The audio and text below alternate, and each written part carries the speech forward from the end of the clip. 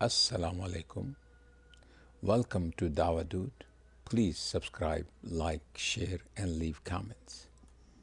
Inshallah, I will present a segment from channel Unbelievable by Justin Brierley. Recently, he invited William Lane Craig and Joshua Swamidas. What the topic was there a historical Adam and Eve? Recently, William Lane Craig also publishes new book, In Quest of Historical Adam.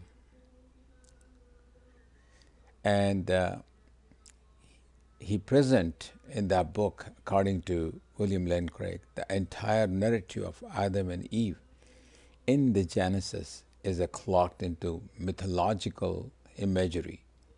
He shakes the entire foundation of Christian belief of original sin. He creates a doubt for Christian about this, the original sin. I like to play this, and you can make your own judgment on that. Okay. So it's a it's a mytho-historical view of Adam and Eve. This is what he calls actually. So let's play that.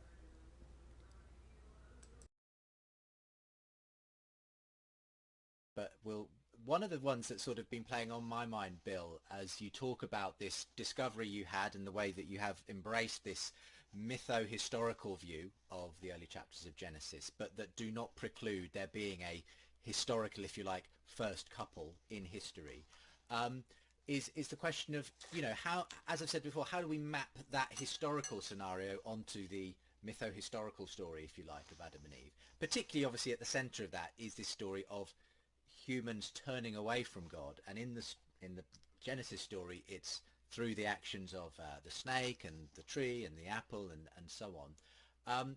What is there a kind of analogy scenario, something that happened in the historical world of these early hominid couple that you think would have to have, in some sense, reflected that, or at least given there have been some kind of event in which they did rebel against God? What and what would that be, if you don't mind? I think that you put it exactly right. Some kind of event of rebellion against God. I think Paul's teaching in Romans 5 commits us to that. He says, therefore, as sin came into the world through one man and death through sin, so death spread to all men because all men sinned. Adam opened the floodgates through which sin and evil came into the human race with its disastrous consequences. So there had to be a historical fall.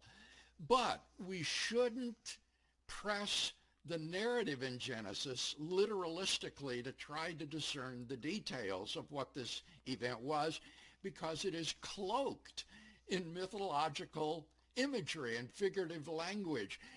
I don't think we're at all committed to thinking that there was, as I say, a tree with magical fruit on it, such that if you bit this fruit and ate it, it would give you knowledge of good and evil.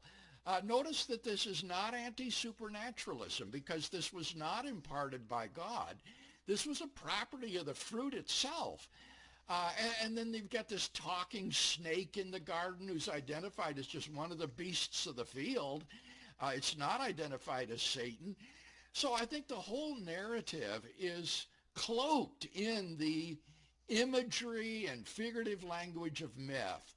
And therefore we can't really know exactly what the act of rebellion was whereby Adam and Eve turned against God and then found themselves estranged from him and alienated from God.